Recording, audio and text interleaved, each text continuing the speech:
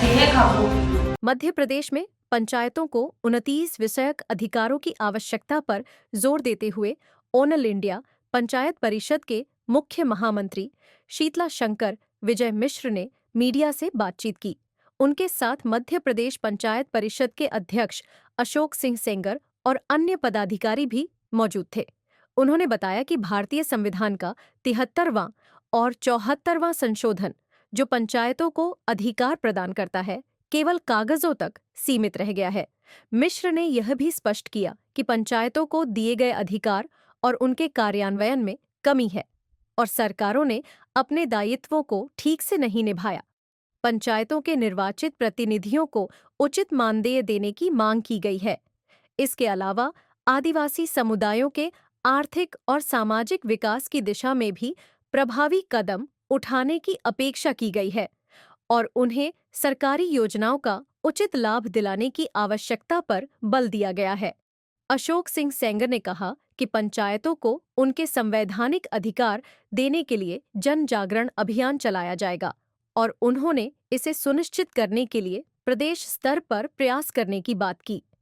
सेंगर ने मध्य प्रदेश सरकार से अनुरोध किया है कि पंचायती राज संस्थाओं को उनके अधिकारों और उचित सम्मानजनक मानदेय प्रदान किया जाए ताकि गांव सशक्त बन सके और आदिवासी समुदायों के कल्याण के लिए ठोस कदम उठाए जा सके।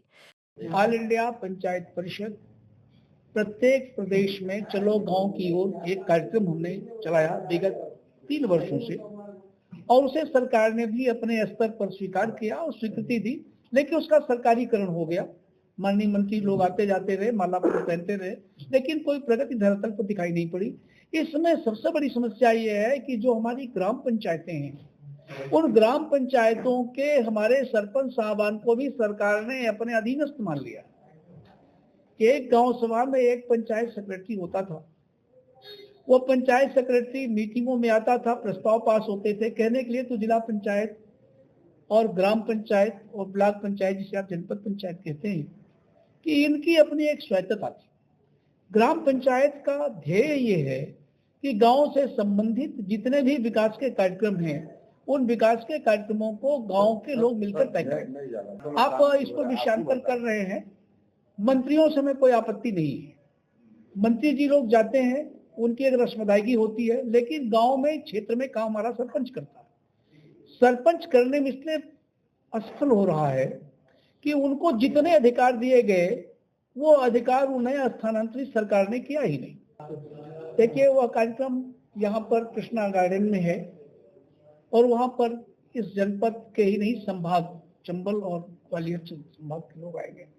वहाँ पर हम उन लोगों की समस्याओं को सुनेंगे, उसके आधार पर एक कार्यक्रम बनाएंगे। प्रदेश सरकार अगर मान लेती है आसानी से, हमारा सरपंच उनका नौकर नहीं है, पंचायत सेक्रेटरी गांव में जाता नहीं, पटवारी साहब लेखापाल हैं वो जाते नहीं, अधिकारी नरेगा में बहुत मामूली वेतन दिया जा रहा है, नहीं काम, उनको काम के लिए बदले जो पैसा आप दे रहे हैं 248 रुपए है।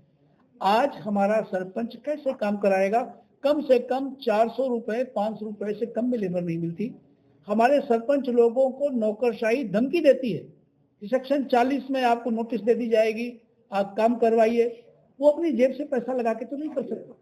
15वें वित्त अनुदान आयोग का पैसा आज भी बकाया है।